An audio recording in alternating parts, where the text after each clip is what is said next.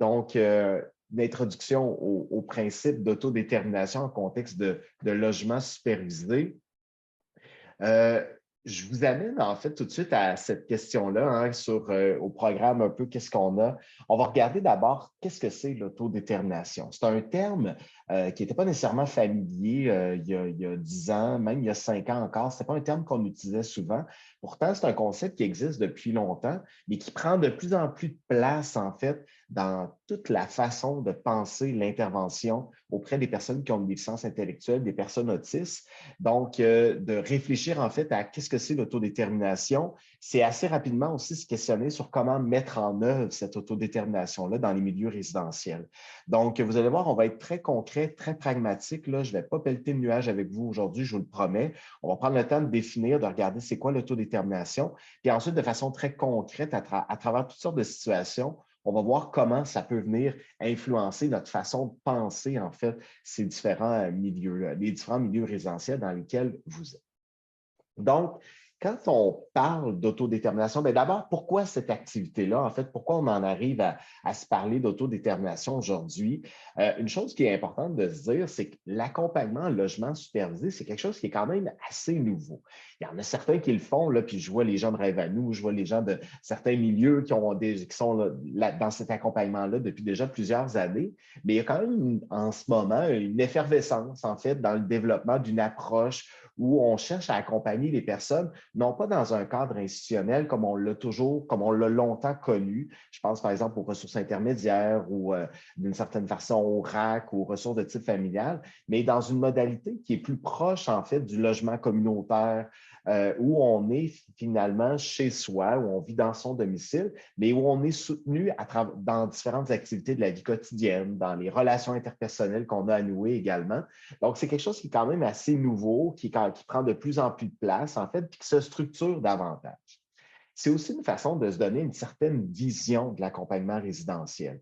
Parce que plusieurs d'entre vous avez travaillé très fort à l'émergence de modèles résidentiels, de logements supervisés, mais à partir du moment, finalement, où les appartements supervisés existent, à partir du moment où les locataires sont là, puis qu'on démarre, en fait, cet accompagnement-là, bien, il faut qu'on se donne aussi une vision de comment est-ce qu'on cherche à accompagner les personnes. On ne veut pas nécessairement répéter les modèles, je dirais, plus classiques, qui étaient finalement des modèles des fois plus de type hébergement. Ce qu'on veut, en fait, c'est un véritable chez-soi. Donc, on n'est pas là pour prendre en charge les personnes, pour organiser leur vie. On est là pour les aider à s'organiser. Cette nuance-là, en fait, elle est extrêmement importante parce qu'on pourrait tomber dans ce piège-là de se mettre de prendre en charge tout plein de dimensions de la vie des personnes. Et ce n'est pas ça l'objectif, en fait, quand on est dans un contexte de logement supervisé. On est là pour soutenir, pour venir appuyer les personnes et pas faire à leur place. Et ça, cette vision-là, bien, il faut qu'on la réfléchisse, en fait, parce que ce qu'on veut ultimement, c'est que les personnes qu'on accompagne, bien, ce soit des citoyens à part entière. On ne veut pas que ce soit simplement des gens qui sont dans un lieu protégé. Oui, il faut qu'ils soient en sécurité, mais on veut aussi qu'ils puissent vivre une vie à part entière. L'autodétermination aussi, c'est une façon de faciliter les apprentissages. Quand on est dans un milieu résidentiel, on peut penser à tous les apprentissages de base qu'on a à faire.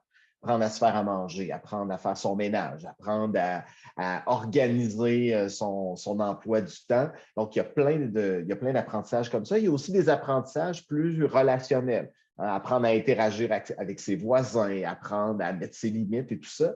Et quand on développe notre autodétermination, en fait, on vient maximiser aussi notre capacité à apprendre des choses. L'objectif, en fait, c'est pas comment je dirais, l'objectif de l'autodétermination aussi, c'est de faire en sorte qu'à travers des expériences, la personne puisse apprendre un certain nombre de choses. Et ça veut dire parfois se tromper, ça veut dire parfois faire des erreurs, mais être capable de tirer des leçons, en fait, de ces erreurs. Et c'est ça, en fait, que d'accompagner en milieu résidentiel dans une perspective d'autodétermination, c'est ça, entre autres, qu'on va chercher à faire en sorte que la personne puisse apprendre à travers toutes les activités de la vie quotidienne. C'est aussi une façon d'encourager la prise d'initiative puis l'affirmation de soi. Il y a plusieurs parents qui sont là aujourd'hui. Je pense qu'une des préoccupations importantes qu'on a quand on est parent et que notre enfant adulte va vivre en appartement, c'est d'une part qu'ils soient en sécurité, puis d'une part aussi qu'ils puissent être heureux puis avoir une vie qui est épanouie. Et ça passe entre autres par le fait de prendre des initiatives, d'aller de l'avant. On ne peut pas protéger de tout, mais la plus grande sécurité qu'on peut avoir, c'est de savoir que son enfant est capable de demander de l'aide quand il en a besoin, de dire non si à un certain moment quelqu'un cherche à profiter de lui, qu'il est capable de mettre ses limites, qu'il est capable de dire ce qu'il aime et ce qu'il n'aime pas.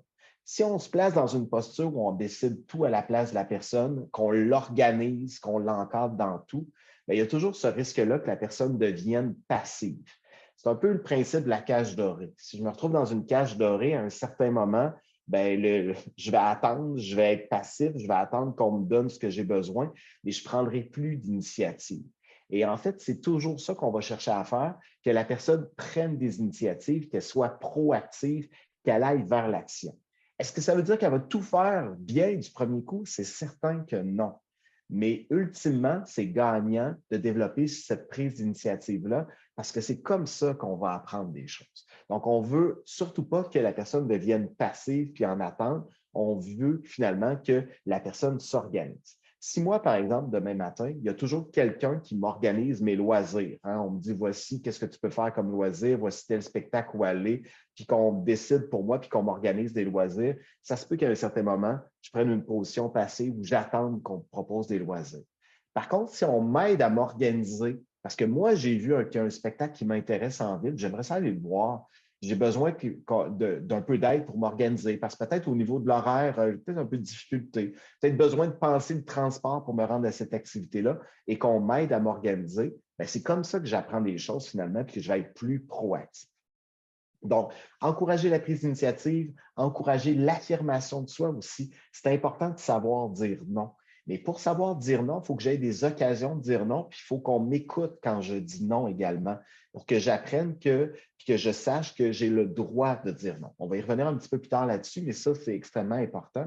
Puis aussi parce que l'autodétermination, c'est lié directement à la qualité de vie.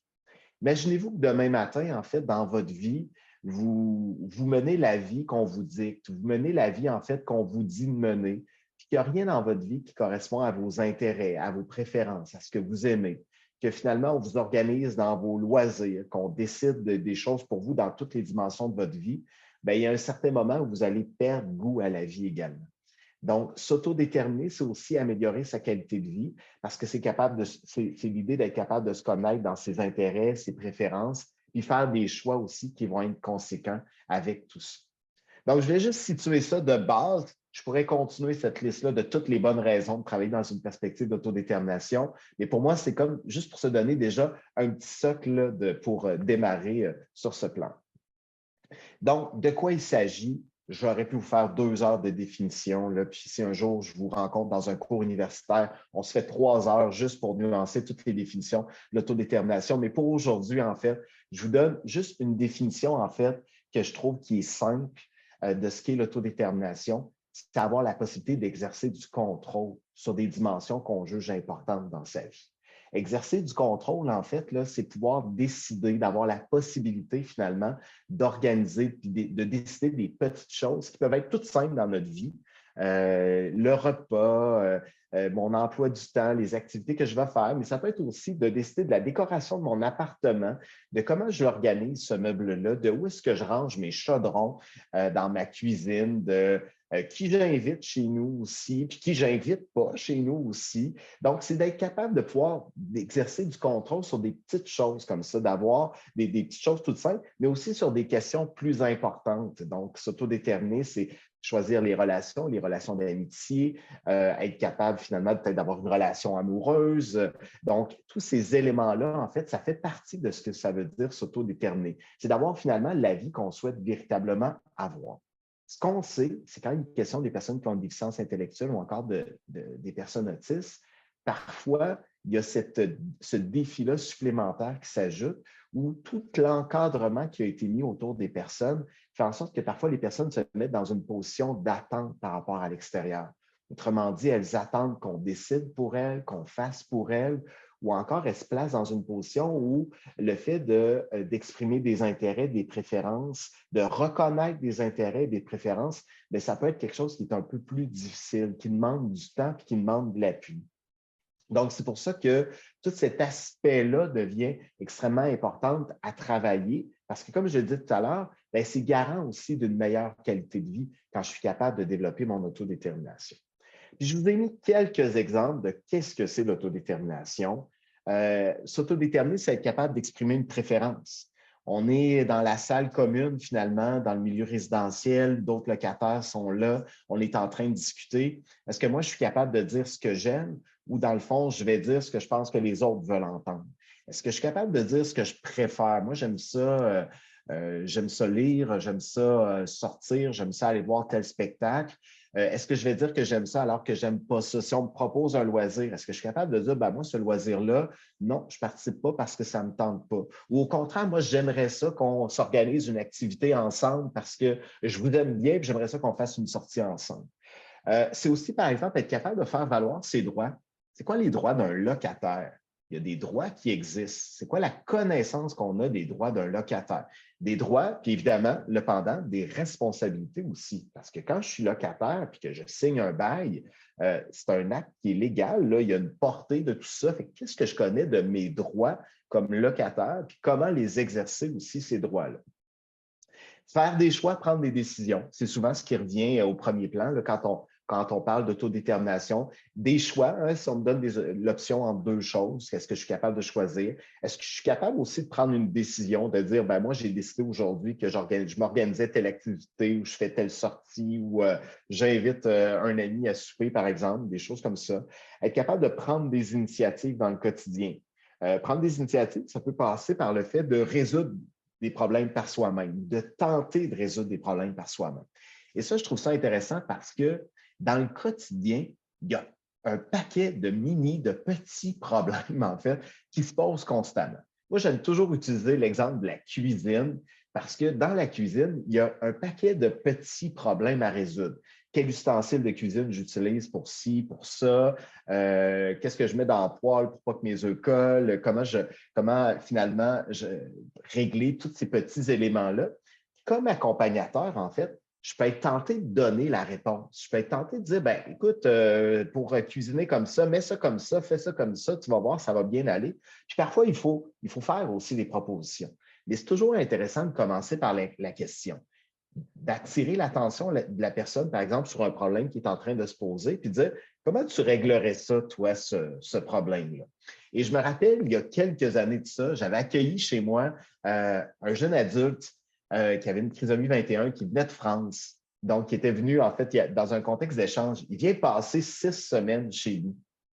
Fait qu'évidemment, on vit le quotidien et tous les problèmes du quotidien. Et dans le quotidien, il y a des problèmes tout simples comme une toilette bouchée. Fait qu'une toilette bouchée, ça, c'est un problème. Puis à un certain moment, Robin vient me voir et il me dit, ta toilette est bouchée, Martin. Fait que là, je dis, ouais, on a un problème, la toilette est bouchée. Et là, finalement, je commence à essayer de réparer ça et ça ne fonctionne pas. Puis à un certain moment, Robin me dit, c'est Martin que je pourrais t'aider. Et à un moment donné, je me dis, ben oui, Robin, comment toi, tu réglerais ça, le problème de la toilette bouchée? Et là, il me dit, ah, tu sais, Martin, je pense qu'il faut tirer la chaîne d'eau de ta toilette du sous-sol. Ça va aider à la toilette d'en haut. Et je me suis dit, ouais, effectivement, c'est pas bête comme idée, ça pourrait peut-être m'aider un petit peu pour la pression de l'eau et tout ça. Et juste le fait de le faire participer, tout de suite, il s'est mis à s'engager dans on a un problème de plomberie à régler. Et au final, il y avait des idées, il participait. Il m'a fait quelques suggestions qui étaient plus ou moins pertinentes, mais l'idée, en fait, c'est pas de dire est-ce qu'il est capable de résoudre le problème tout seul, c'est de dire il va s'engager puis il va chercher à résoudre le problème. Donc, il ne va pas attendre que je vienne résoudre le problème à sa place. Il s'est engagé avec moi, puis au final, on a résolu notre problème de plomberie. Dans le quotidien, c'est toujours un peu cette logique-là. On rencontre un problème, puis la première étape, c'est de dire, bien, comment toi, tu verrais ça? Quelle solution tu verrais?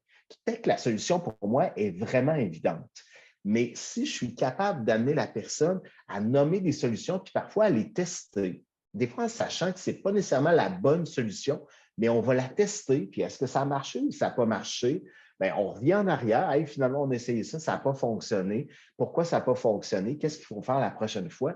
Vous allez sentir tout de suite le niveau d'engagement de la personne qui est plus grand parce qu'on la considère. On la considère en fonction de ses capacités, à son rythme, en fonction de ce qu'elle peut apporter. C'est là, je trouve que ça devient vraiment intéressant et qu'on voit toute la portée des apprentissages qui peuvent être faits. Mais ça veut dire aussi que comme accompagnateur, on se place dans une position, on est à côté de la personne, on est côte à côte, on avance. Je vous ai parlé de mon problème de plomberie, mais ça peut être un problème, ça peut être des petits défis du quotidien dans l'organisation du temps. Avant de trouver la solution à la place de la personne, c'est toujours intéressant de partir avec la personne, chercher à faire émerger chez elle, ce serait quoi, toi, tes solutions? Puis après, moi, ce n'est pas nécessairement à moi de dire c'est une bonne solution, ce n'est pas une bonne solution. On va avancer ensemble, puis on va réfléchir, on va tester des choses pour voir si effectivement c'est une bonne solution ou pas. Donc, c'est pour ça que c'est quelques exemples d'autodétermination. Je vous ai mis aussi dire son opinion. Puis, il y aurait pu en avoir plusieurs autres, mais dans le quotidien de la vie résidentielle, c'est tout plein de choses, en fait, qui sont possibles, puis de défis qui viennent se poser. Là où je voulais vous amener également, c'est de présenter aussi l'autodétermination, puis très brièvement, c'est un besoin qu'on a qui est là tout au cours de la vie. Aujourd'hui, moi, je vous en parle d'autodétermination dans un contexte d'accompagnement résidentiel de personnes qui ont une déficience intellectuelle ou autisme, mais on en a besoin, vous et moi aussi, de s'autodéterminer. On a besoin d'avoir du contrôle sur notre vie. On a besoin de décider des choses dans notre vie. C'est pour ça que cette phrase-là a un besoin fondamental qui est lié à nos motivations. On a besoin de faire des choses par intérêt, par plaisir. Si on se retrouve dans un contexte où quelqu'un décide tout pour nous, assez rapidement, on va en payer le prix sur le plan de notre santé mentale. On a besoin d'avoir ce contrôle. Et c'est pour ça que je vous le disais tout à l'heure, si moi, je n'ai pas la possibilité de décider quoi que ce soit, à un certain moment, je vais devenir passif. Le mot apathique, en fait, je trouve que ça décrit bien, c'est une espèce d'état où j'attends. Et ça, puis sans tomber dans le détail de toutes ces études-là, on sait que les personnes qui ont des déficiences intellectuelles, qui ont vécu longtemps dans un contexte institutionnel. Moi, je travaille beaucoup avec des milieux français où on a encore une logique d'institution comme on pouvait retrouver ici il y a 40 ans. Il y a plusieurs personnes, en fait, qui vont en arriver à développer des pathologies et des problèmes de santé mentale parce qu'ils se retrouvent dans un contexte où les repas sont organisés, l'emploi du temps est organisé, toutes les activités sont prévues à l'avance. Ils ne décident pas où est-ce qu'ils habitent, ils ne décident pas avec qui ils habitent non plus. Donc, bref, ils sont pris en charge dans toutes les dimensions de leur vie. Et ce qu'on se rend compte, c'est qu'ils vont s'installer dans quelque chose qui est de plus en plus apathique si on reste dans cette dynamique-là.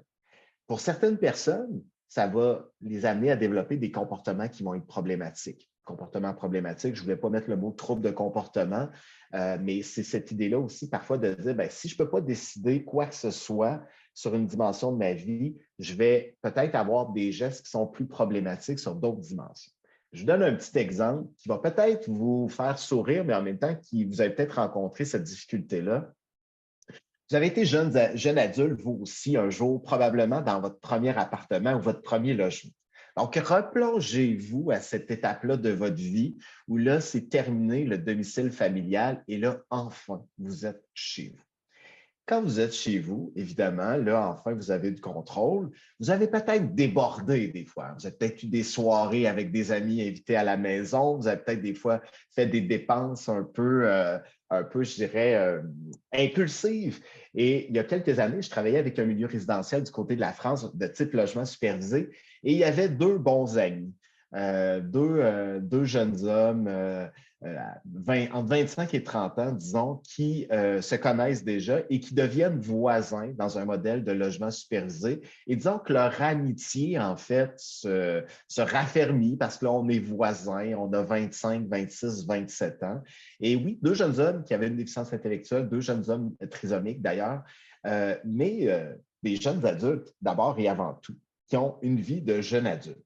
Et là, évidemment, ils ont des défis au niveau de la gestion financière et tout ça. Puis, dans les deux cas, les parents se mettent à mettre un encadrement très, très, très serré autour de l'aspect financier. Mais les deux jeunes hommes aiment bien ça, se commander une pizza le mardi soir, puis des fois le mercredi soir aussi, puis le jeudi soir aussi. Puis ça fonctionne bien, ça, la carte de crédit, tu la donnes, puis on te donne ce que tu veux. Hein. Fait qu'en retour, finalement, je présente ma carte de crédit et ça va. Fait que des fois, les parents étaient surpris d'avoir finalement des comptes de carte de crédit qui étaient un peu trop élevés, en fait, qui étaient surprenants. Et là, à un certain moment, les interventions qui ont été faites, ça a été de dire, on va vous enlever vos cartes de crédit, on va mettre des interventions de plus en plus restrictives. Mais en fait, ça crée d'autres problèmes dans d'autres contextes parce qu'il y avait envie d'avoir une certaine liberté, Mais là, plus on cherchait à les contrôler, à les encadrer, bien, plus ils faisaient autre chose qui était problématique. Donc, petit à petit, il a fallu travailler avec eux la gestion financière, puis il a fallu revenir un petit peu à l'arrière là-dessus, mais aussi comprendre qu'il y avait des comportements là-dedans qui étaient des comportements, comment je dirais, où on apprend la vie, où on essaie des affaires, puis on fait des erreurs, comme on a tous déjà fait. Ce n'est pas parce que j'ai une déficience intellectuelle ou que je suis autiste que je ne ferai pas d'erreurs, que je n'aurai pas des fois des comportements impulsifs ou que je n'aurai pas des fois des comportements qu'on a en début d'âge adulte parce qu'on est en train de découvrir aussi cet univers-là puis le monde adulte. Donc, dans ce cas-ci, ça n'a pas été des comportements qui étaient très, très problématiques. Mais disons que des fois, ils se faisaient des petites soirées toutes les deux où ils invitaient du monde. Puis là, il y avait du bruit, il y avait un voisin qui se plaignait. Mais petit à petit, en fait, ils ont appris de ça puis se sont ajustés également. Mais ça fait partie d'un apprentissage normal de la vie. Donc, c'est pour ça que si on ne tient pas compte du besoin d'autodétermination puis de ce besoin-là qu'on a d'avoir du contrôle, bien, à un moment donné, puis qu'on met juste des restrictions autour de la personne, bien, des fois, on peut provoquer l'inverse de ce qu'on cherche. Donc, c'est pour ça que je voulais vous donner ces éléments-là parce qu'ils me paraissent importants. Puis on va y revenir là aussi par rapport à toute la motivation, là, puis à l'aspect de la motivation qui est derrière tout ça. Je voulais ici vous donner un exemple parce que le besoin d'autodétermination, en fait, il est important. Puis ici, c'est Julie Bergeron qui travaille à l'AIS de la région de Québec, que j'aime énormément, qui à un moment donné a fait cette publication-là sur Facebook. Je lui ai demandé la permission de l'utiliser en formation parce que je la trouve géniale pour parler du besoin d'autodétermination. Et en plus, Julie, c'est quelqu'un c'est une artiste, donc c'est elle qui a mis ce petit dessin-là. Puis à ce moment-là, elle nous parle de sa fille qui a une déficience intellectuelle, qui a peut-être 12 ans à ce moment-là. Et c'est pendant la période de la COVID, pendant le confinement. Donc, à un certain moment, il y a eu l'arrêt de l'école. Et quand il y a eu un premier retour à l'école avec les masques. Donc, je vous lis le texte parce que je trouve que ça exprime exactement c'est quoi l'autodétermination. Donc, la petite histoire va ainsi. Donc, à la première journée de cette deuxième rentrée scolaire, Charlie, qui est la fille de Julie, et moi, on marche ensemble pour se rendre à l'école et je m'aperçois qu'elle a un doigt dans le nez. Premier réflexe, je lui dis, Charlie, enlève le doigt de ton nez, voyons donc. Puis, voyant qu'elle ne s'exécute pas, je prends le temps de l'observer et je me rends compte qu'elle est raide comme une barre, les yeux qui fixent, l'air anxieuse. 1 plus 1 égale 2. Je comprends que ce n'est pas normal, que ce retour à l'école, bien qu'heureux, est aussi source de stress. Je lui demande alors, pourquoi est-ce que tu mets un doigt dans ton nez, Charlie? Et elle de me répondre, pour pas que le virus entre dans mon nez. Donc, petit cœur qui se trouve des solutions de protection. Et voilà, le chat est sorti du sac et nous avons pu gérer cette peur et son anxiété du retour masqué. Nos enfants sont pas mal plus animés qu'on pense. Il faut juste essayer de se mettre à leur place pour mieux les comprendre parfois. Cette histoire, je la trouve intéressante parce que Charlie s'en va à l'école, elle a 12 ans, elle a un doigt dans le nez. Évidemment, ce n'est pas c'est pas un comportement qui est acceptable, ce n'est pas un comportement qui est socialement acceptable, mais la réaction de Julie, ça aurait pu être de lui dire enlève les doigts de ton nez, mets pas les doigts dans ton nez, c'est pas propre, si tu mets les doigts dans ton nez encore, je te donne une conséquence. Elle aurait pu aller sur cet angle-là. Mais elle s'arrête et elle essaie de comprendre qu'est-ce qu'il y a derrière ce comportement-là. Quand on va voir qu'est-ce qu'il y a derrière, c'est Charlie qui probablement qui a entendu à la télé pendant les semaines qui précédaient toute la pandémie qui est en train de s'installer, puis qui se dit, moi, je ne serai pas malade, le virus, je ne l'attraperai pas. Comment le virus peut entrer dans mon corps par mon nez? Je me bouche le nez, c'est comme ça, le virus ne rentre pas. Évidemment, ce n'est pas une bonne solution, mais dans la logique de Charlie qui a 12 ans, c'est formidable. C'est formidable parce qu'elle prend une initiative par elle-même puis elle cherche une façon de se protéger. Je suis d'accord que ce n'est pas la bonne façon de se protéger, mais c'est ce qu'on veut qu'elle prenne des initiatives. Fait que si on prend le temps d'aller voir qu'est-ce qu'il y a derrière ça, comment tu en es arrivé à décider de mettre les doigts dans ton nez? Ah, c'est parce que tu veux te protéger du virus, puis pour toi, en mettant les doigts dans ton nez, tu vas empêcher le virus de rentrer dans ton nez. Bien, là, je comprends. Et là, à ce moment-là, je peux te dire, bien, écoute, Charlie, tu as raison de chercher à te protéger du virus. C'est important de le faire, hein, surtout si on se rappelle à cette époque-là. Maintenant, la façon de le faire, ce n'est pas en mettant les doigts dans ton nez. On va regarder d'autres façons de te protéger. Et ça, là, cette façon-là de penser puis de réfléchir à l'accompagnement en milieu résidentiel est super importante parce que les personnes en milieu résidentiel vont chercher à résoudre des problèmes, vont chercher finalement à s'organiser de toutes sortes de façons. Puis des fois, au premier regard, on peut se dire, ben voyons, pourquoi il a fait ça comme ça? Qu'est-ce qui a pris finalement de faire ça de cette façon-là? Et si on prend le temps d'aller derrière, bien, des fois, on peut comprendre ou on peut se rendre compte que la personne, elle a pris une initiative avec une bonne intention, mais ce n'était pas la bonne initiative à prendre. Et que derrière ça, il y avait vraiment la volonté de régler un problème, de résoudre un problème, il y avait quelque chose, en fait, qui était positif. Donc, moi, j'appelle ça toujours aller voir l'intention derrière le comportement. Vous avez quelqu'un, en fait, puis je me rappelle qu'on m'a raconté à un certain moment, une personne en milieu résidentiel, l'intervenant arrive dans l'appartement finalement et il fait chaud dans l'appartement. Il doit faire à peu près 28, 29, 30 degrés. Là, évidemment, le réflexe, c'est de dire, ben voyons, qu'est-ce que tu fais là? Baisse ton chauffage, ça n'a pas de bon sens, il fait beaucoup trop chaud.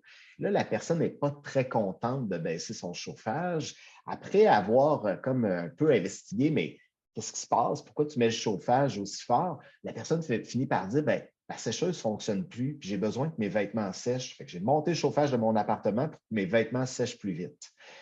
La logique, là, elle est là, là. On peut comprendre cette logique-là. Est-ce que c'est le meilleur moyen?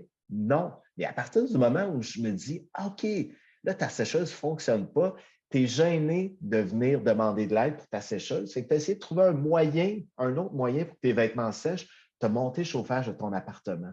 Bien, je comprends ton intention, tu as voulu résoudre ton problème. Ce n'est pas le meilleur moyen, par exemple. On va regarder d'autres moyens, mais ton intention n'était pas mauvaise, c'était pas une mauvaise intention, c'est le moyen choisi qui n'était pas le bon. Fait qu'on va regarder ça ensemble. Mais juste de respecter ça, je dirais de reconnaître que tu as cherché un moyen pour résoudre ton problème, ça, c'est ultra important. C'est ça, valoriser l'autodétermination. Parce que si je tourne ça en dérision, puis je dis, ben voyons donc, à quoi tu as pensé là? C'est quoi cette idée-là? Bien, je suis en train finalement de dire à la personne, la prochaine fois, essaye pas de résoudre ton problème par toi-même, parce que ça se peut que tu te fasses ridiculiser.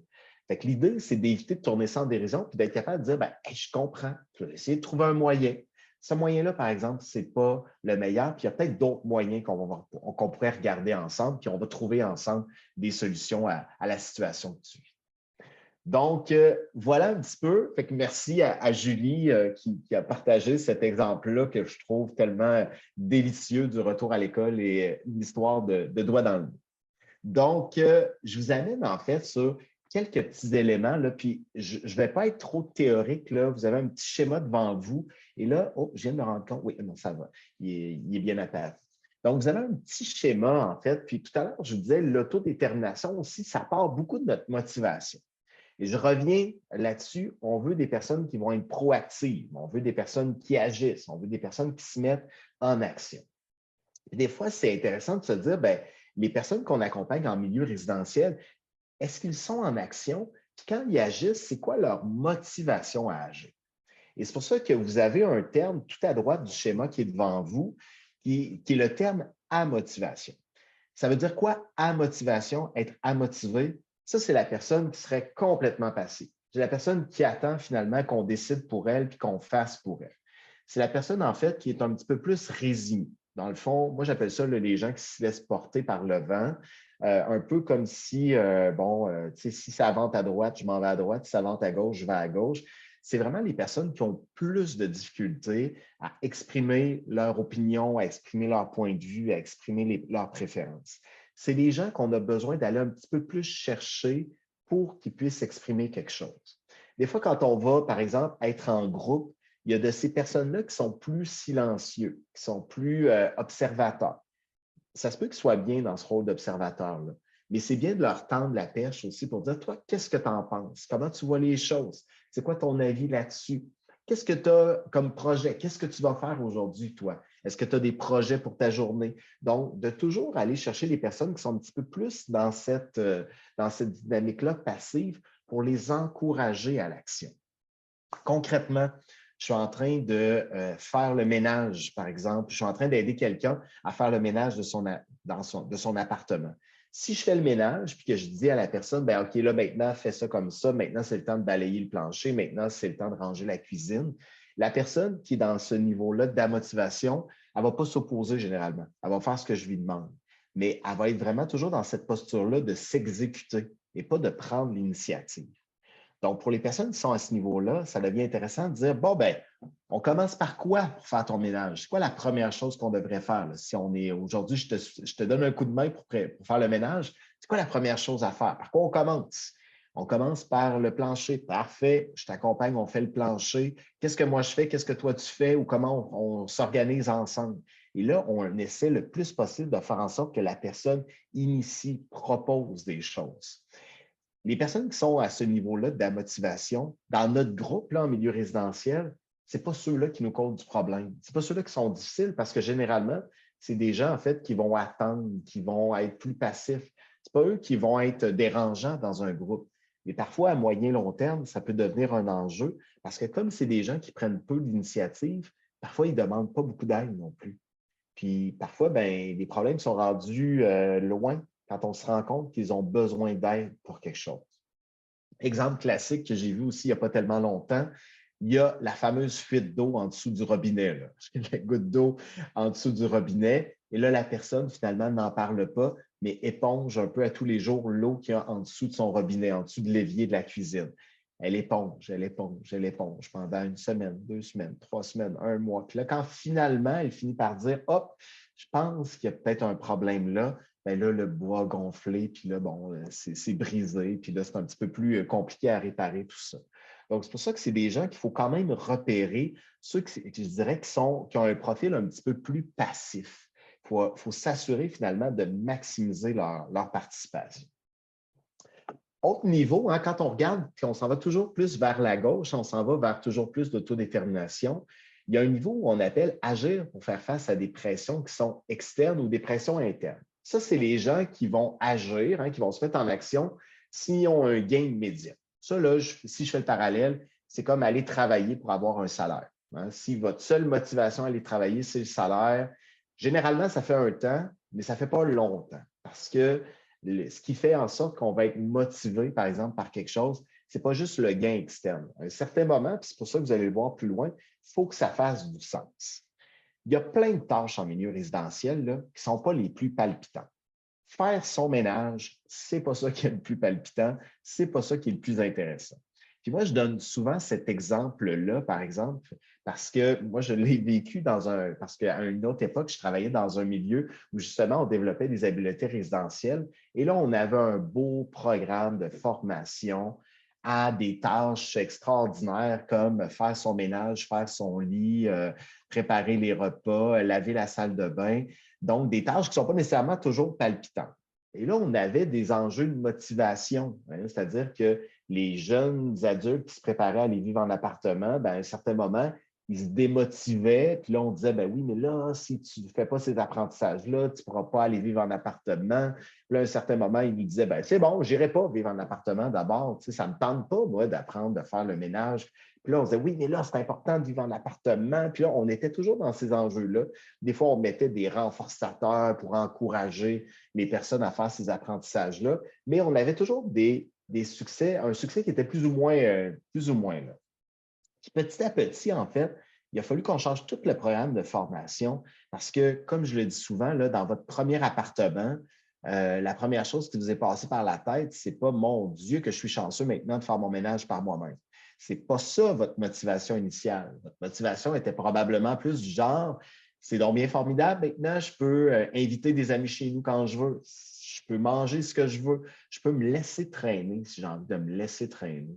Je peux manger en regardant la télé si j'en ai envie parce qu'il n'y a personne pour me reprendre là-dessus. Donc, c'est pour ça que c'est toujours de se dire, derrière un apprentissage, derrière une tâche, c'est quoi le sens qu'il y a? C'est quoi l'intérêt de faire cet apprentissage-là? Pourquoi il faut savoir faire ça, notre ménage? C'est quoi l'intérêt de faire le ménage? Et c'est pour ça que, entre autres, dans le programme de formation dont je vous parlais, là, quand on avait développé ces tâches-là à l'époque, on avait fini par mettre la motivation avant la tâche. Plutôt que d'apprendre à faire son ménage, c'était apprendre à recevoir un ami chez soi. C'est quoi? Qu'est-ce qu'on fait quand on reçoit un ami chez soi? Ah, ben, c'est le fun quand je reçois un ami chez moi qu'on puisse peut-être manger quelque chose. Ah, bien, si on veut manger quelque chose, qu'est-ce que j'ai à préparer? Est-ce que c'est juste d'y offrir des chips à manger? Est-ce qu'on va partager un repas? Si oui, quel repas? Ah, de la pizza. Bien, OK, comment je la prépare, cette pizza-là? Donc, vous voyez, toutes les tâches qui sont moins agréables, on les relie finalement à une motivation. J'ai souvent la blague que pour nos jeunes hommes, entre autres, recevoir mon copain ou ma copine à la maison était une activité qui était subitement source d'une motivation beaucoup plus forte que celle d'apprendre à faire le ménage. Mais je reçois ma copine chez moi pour la Saint-Valentin. Ah, qu'est-ce que je dois penser? Ah, peut-être un petit cadeau pour ma copine. Ah, bien, qu'est-ce que je vais lui acheter? Est-ce que j'ai le budget pour acheter un cadeau à ma copine pour la Saint-Valentin? Ah, est-ce que je lui prépare quelque chose à manger parce que je la reçois à la Saint-Valentin? Ah ben oui, ben qu'est-ce que je vais préparer? Comment je vais m'y prendre? Donc, on part toujours de ce mouvement-là, de la motivation, puis du sens que ça a. Mais ça, là, ça veut dire que c'est sur nos épaules qu'il faut qu'on fasse ce travail-là. Parce qu'on peut demander plein de choses aux personnes. On peut leur faire plein de demandes, mais si le sens n'est pas mis de l'avant, pourquoi la personne finalement s'engagerait? Les gens se regroupent le matin dans le portique, puis ça empêche d'autres personnes de circuler, par exemple. Mais si je demande aux personnes, est-ce que ce serait possible, pouvez-vous vous tasser, s'il vous plaît, que les gens ne comprennent pas, en fait, le sens derrière cette demande-là, mais peut-être que les gens vont le faire, mais pas parce qu'ils choisissent de le faire, parce ils vont obéir à ce que vous leur demandez. Mais si vous dites, ben, est-ce que c'est possible le matin de laisser plus d'espace parce qu'il y a quelqu'un en fauteuil roulant qui circule, c'est difficile pour lui de se rendre jusqu'à la porte quand tout le monde est regroupé finalement dans l'entrée. Bien là, je peux choisir, en fait, de dire, ben oui, c'est vrai, on va se tasser parce que je comprends pourquoi on me fait cette demande-là. Puis tout à l'heure, je vais y revenir, c'est toujours la question du rationnel derrière la demande. Quand je fais une demande à la personne, est-ce que je vais jusqu'au bout de ma demande pour dire pourquoi, en fait, je fais cette demande-là? Et des fois, on est plusieurs intervenants dans un même milieu. On peut avoir des attentes ou des exigences différentes. Là, ça nous appartient de dire c'est quoi le niveau d'attente puis d'exigence qu'on a ensemble, sur quoi on s'entend, mais au-delà de sur quoi on s'entend, pourquoi on a ces attentes-là ou ces exigences-là? Parce que ce ne sera pas long que les locataires vont dire pourquoi tu me demandes ça, puis toi, tu ne me demandes pas ça. Et même si tout le monde me le demande, bien, pourquoi vous me demandez ça? C'est quoi le sens? Pourquoi je peux le faire ou pourquoi je ne peux pas faire? Avec un milieu avec lequel je travaille en ce moment, on travaille toute la notion des espaces partagés, des espaces privés, des espaces publics aussi. C'est quoi la différence quand je suis un espace privé, dans un espace partagé, dans un espace public? Ça, il faut que ça soit réfléchi. Pourquoi je vais ou pas, par exemple, dans la salle collective en chaussettes ou en souliers? Pourquoi je peux être en chaussettes chez moi, mais peut-être pas dans la salle collective, dans la salle commune? C'est tout le genre de choses, en fait, qu'il faut que petit à petit se construise un sens. Les règles, par exemple, qui sont en place dans notre milieu résidentiel, au-delà de la règle, puis de dire, ben, voici la liste des règles à respecter, OK, c'est une chose. Est-ce qu'on est capable de rattacher le sens derrière tout ça? Il faut que je sorte mes poubelles tel jour. Pourquoi? Parce que sinon, ça va sentir mauvais. Pour moi, le sens, c'est peut-être évident, mais c'est important de faire ces liens-là avec la personne qui a une déficience intellectuelle ou encore avec la personne autiste qui a besoin de cet accompagnement-là pour que le sens derrière la demande puisse vraiment se rattacher. Et ça, il faut vraiment se mettre dans la position de la personne qu'on accompagne. Pour moi, c'est peut-être évident, ça ne l'est peut-être pas pour elle. Donc, c'est pour ça qu'agir parce que c'est lié à un but important, valorisant, qui a du sens. Donc, ça, c'est un élément de motivation important. Ou encore agir en harmonie avec ses valeurs ou son identité. Là, je m'explique qu'est-ce que je veux dire par ça. Agir en harmonie avec son identité, c'est moi, je suis un locataire. Je suis locataire d'un appartement. Cet appartement-là, ben, il est dans un quartier, puis il est peut-être dans une ville. Ça veut dire que je suis un citoyen de cette ville-là. J'ai des responsabilités aussi par rapport au fait d'être un citoyen dans une ville. Quand je suis capable de me reconnaître comme citoyen, il y a quelque chose de formidable là-dedans parce que j'accède là, à un tout autre univers. Et là, je vois Michel qui est là, puis je veux juste donner cet exemple-là. Quand les locataires, en fait, ont été accueillis à Shawinigan, entre autres, par le maire qui leur a souhaité la bienvenue, puis qui leur a donné, bien, qui leur a nommé ce titre-là de citoyen, puis qui les a accueillis dans la ville.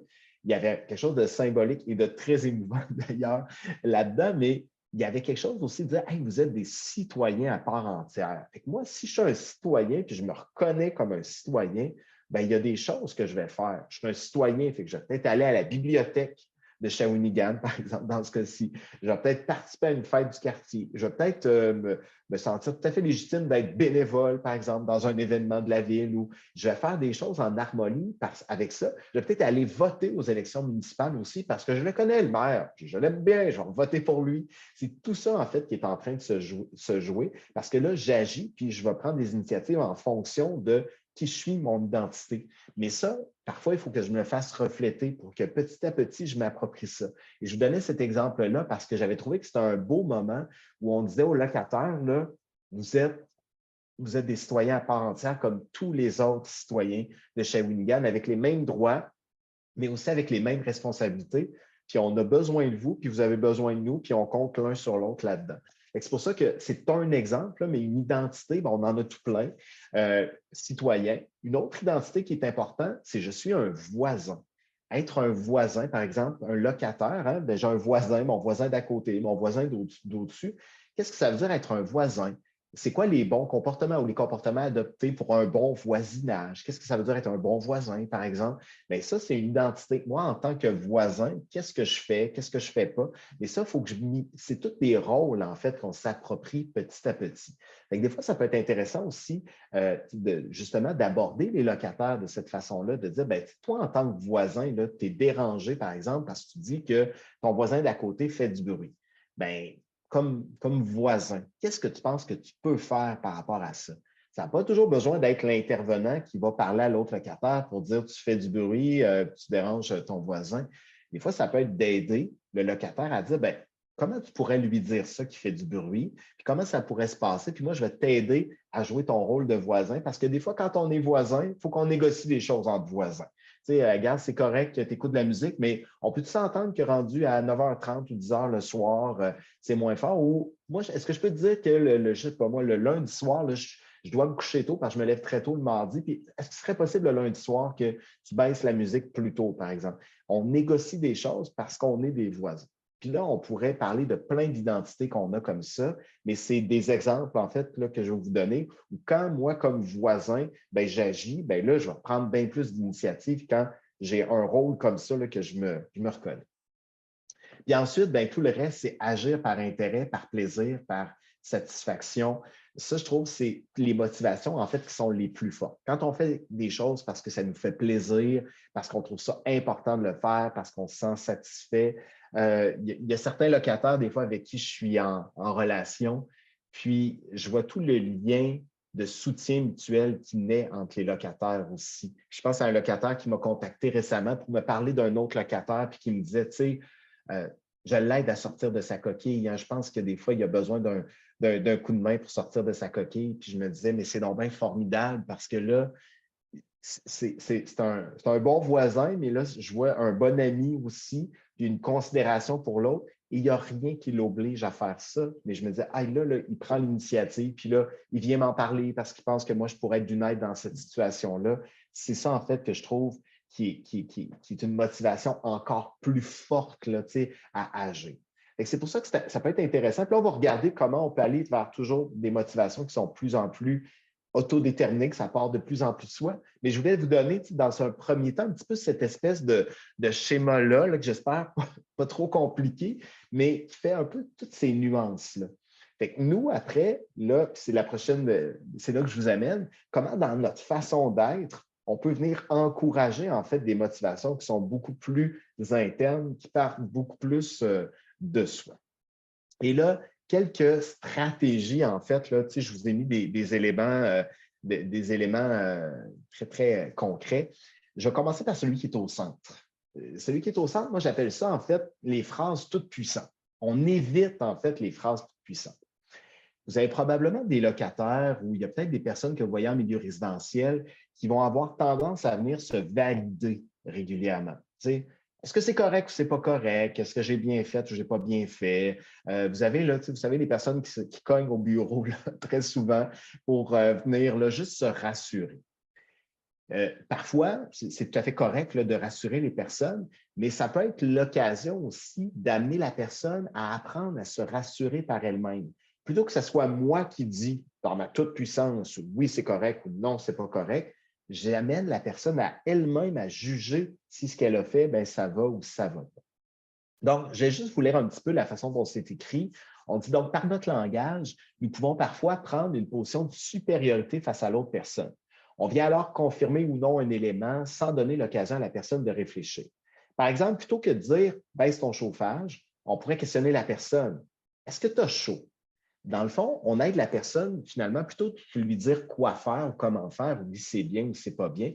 On amène la personne plutôt à réfléchir, puis on va lui lancer la question pour attirer son attention sur quelque chose pour qu'elle fasse le chemin dans sa tête pour arriver finalement à se répondre. Moi, la principale qualité d'un intervenant en milieu résidentiel en logement supervisé, c'est pas de savoir donner des réponses, c'est de savoir poser les bonnes questions. C'est de trouver la façon de poser la question pour amener la personne à faire ce chemin-là. Puis la personne, notamment les personnes qui ont des déficiences intellectuelles, ont besoin des fois d'un délai de traitement qui est plus long. On lance la question, puis on la laisse la question, on laisse le temps. Si on lance la question, puis là que la personne ne nous répond pas, puis là qu'on reformule tout de suite la question, puis là qu'on la reformule une autre fois, puis qu'on relance rapidement, bien là, c'est un peu comme si la personne est bombardée de questions. Puis là, à un certain moment, bien là, il faut comme ces questions-là se mélangent, puis la personne, elle ne peut pas traiter l'information. Fait qu'on lance la question, puis on laisse le temps nécessaire, finalement, à la personne pour traiter la question. Si jamais on voit que la personne ne la comprend pas, la question, bien là, on peut lui donner un exemple, on peut reformuler, on peut reprendre ça avec elle, on travaille ça avec elle. Évidemment, on ne la laisse pas en plan, mais c'est cette idée-là de laisser cet espace. Moi, l'exemple que j'aime bien donner par rapport à ça, vous savez, les premiers navigateurs Internet, là, puis là, bon, je vais trahir mon âge un peu, là, mais vous savez, Netscape, à l'époque, il y avait la petite planète qui tournait, là, puis là, on faisait la page Internet, puis là, ça l'ouvrait tranquillement. Puis là, on trouvait que ça ouvrait pas assez vite. Fait que là, on faisait rafraîchir, rafraîchir. Puis là, ça repartait du début, puis finalement, ça prenait 2 fois plus de temps. Bien, c'est un peu ça qui se passe, je dirais, dans la tête de la personne qu'on accompagne. Si je lui lance la question, puis que je n'attends pas qu'elle traite l'information, c'est un peu comme si je faisais rafraîchir, puis là, la personne, il faut qu'elle recommence tout le processus à chaque fois. Puis à un moment donné, ben là, ça ne fonctionne plus.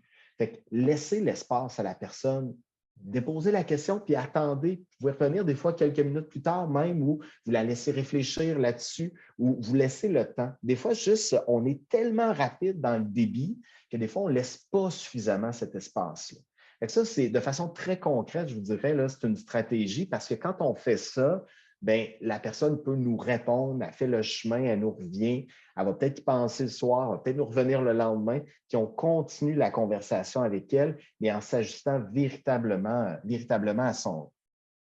Donc, les phrases toutes puissantes. Autre élément que je trouve qui est quand même très important aussi, c'est toute la question de l'empathie. Être empathique, c'est quoi? Des fois, c'est juste valider, reconnaître ce que l'autre vit. Et là, ben, c'est un exemple qui revient souvent, mais par exemple, avoir des animaux en milieu résidentiel, dans plusieurs modèles, là, c'est pas possible pour les locataires, par exemple, d'avoir un chat ou de. Puis moi, je l'ai vu des fois des locataires qui partaient de chez leurs parents, puis qui avaient un animal de compagnie, qui auraient bien voulu amener, mais c'est pas possible. Si moi, je me mets dans une position, ben regarde, tu sais, ici, hein, c'est comme ça, on ne peut pas avoir de chat, c'est tout, on ne peut pas avoir de chien, on ne peut pas, bon. Puis qu'on en reste là-dedans, bien, la personne, en fait, dans ce qu'elle vit, dans ce qu'elle nomme, elle n'est pas reconnue, elle n'est pas accueillie. Donc, des fois, juste dans une situation, commencer en disant, ben, hey, je comprends que tu sois déçu de ne pas pouvoir avoir de chat ici. C'est vrai que c'est agréable de cohabiter avec un chat ou de cohabiter avec un chien. Puis je comprends que tu aimerais ça.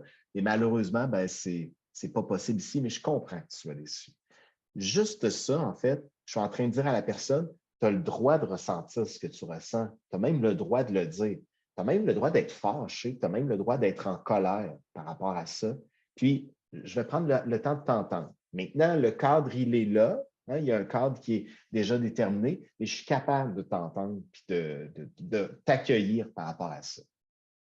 La question de l'empathie, ça amène justement cette question-là, du cadre qui va être placé autour de la personne. C'est quoi les limites? Parce que souvent, la chose qu'on me dit quand il est question d'autodétermination, c'est ben, est-ce que ça veut dire que s'autodéterminer, on ne met plus de limites, on laisse tout le monde faire n'importe quoi, on pose des questions, puis on ne met jamais de limites. Pas du tout. C'est important de mettre des limites. Mais la différence, en fait, c'est, puis l'empathie, je trouve que ça nous amène là, c'est toute la différence entre encadrer et contrôler. Encadrer, c'est placer des limites autour de la personne. Hein. Il y a des limites qui sont claires, tandis que contrôler, c'est dicter à la personne ce qu'elle doit faire. Moi, l'image que j'aime bien utiliser pour faire la différence entre les deux, c'est l'image du peintre. Si je suis en train de décider de la taille de la toile du peintre, je suis en train d'encadrer.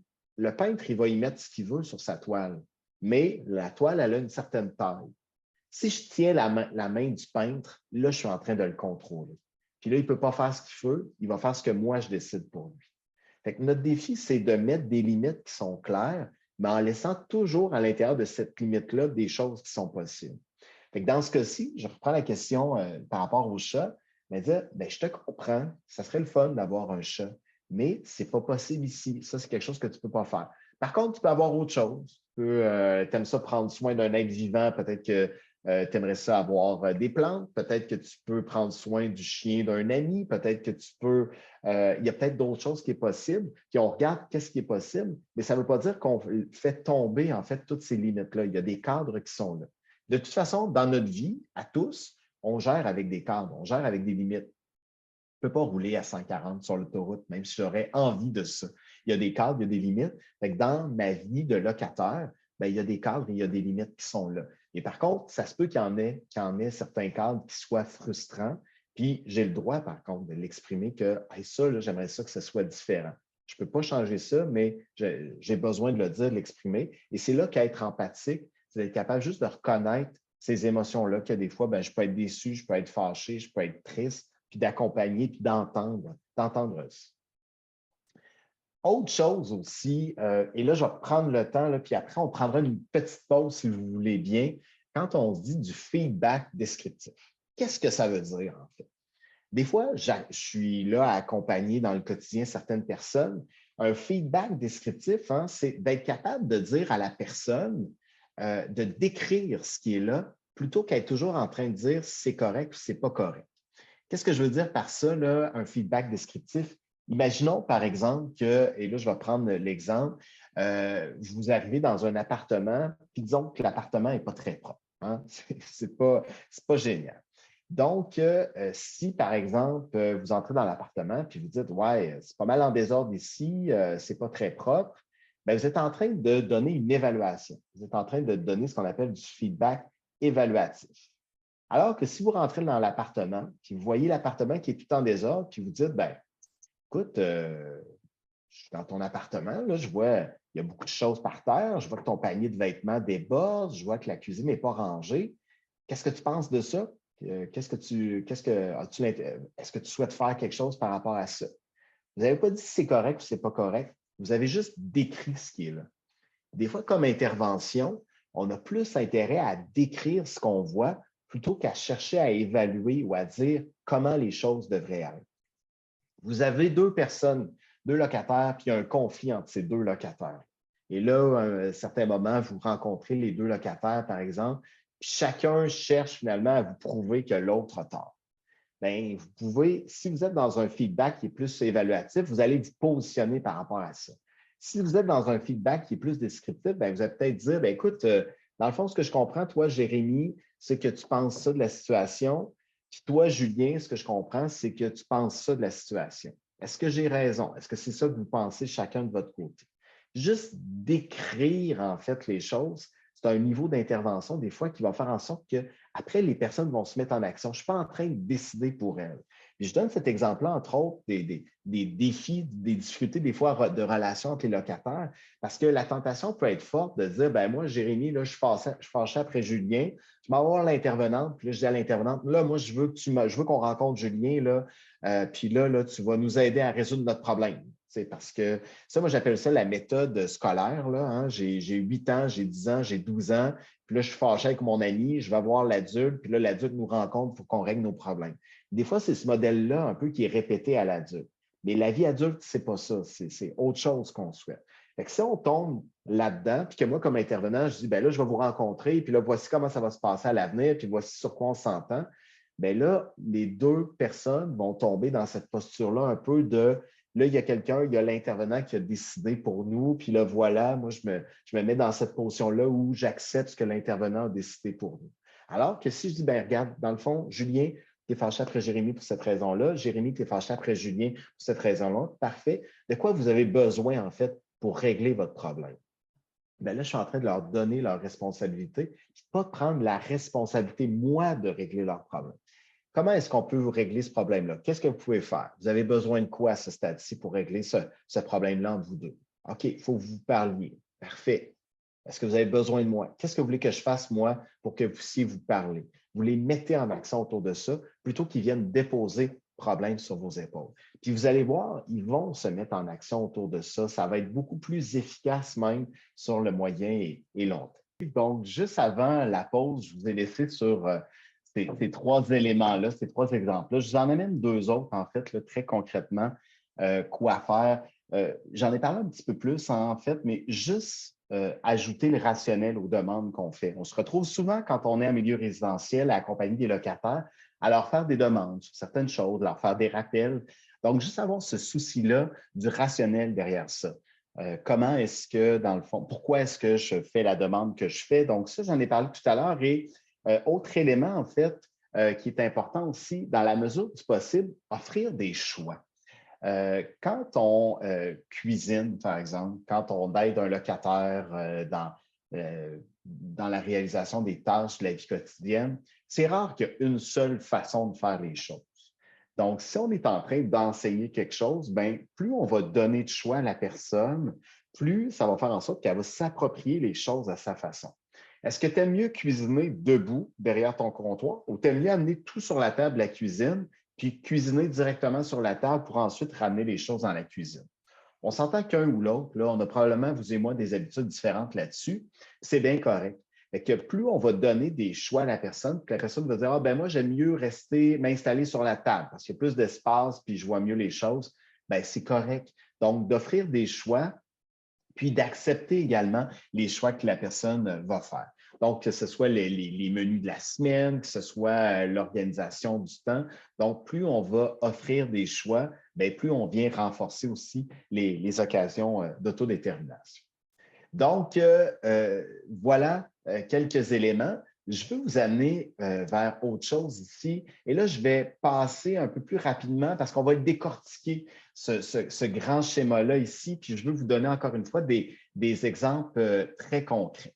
Quand on parle d'autodétermination, là, on travaille sur ces quatre choses-là. Puis, ne vous inquiétez pas, là, je ne vais pas aller dans le trop théorique là-dessus, mais juste quelques éléments aussi que je veux vous amener. Quand on parle d'autodétermination, on parle aussi de développer son autonomie.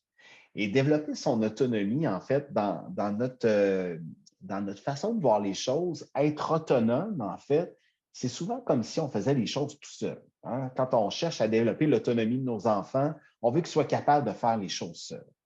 Puis ça, être autonome, ça ne veut pas dire nécessairement qu'on fait les choses seuls.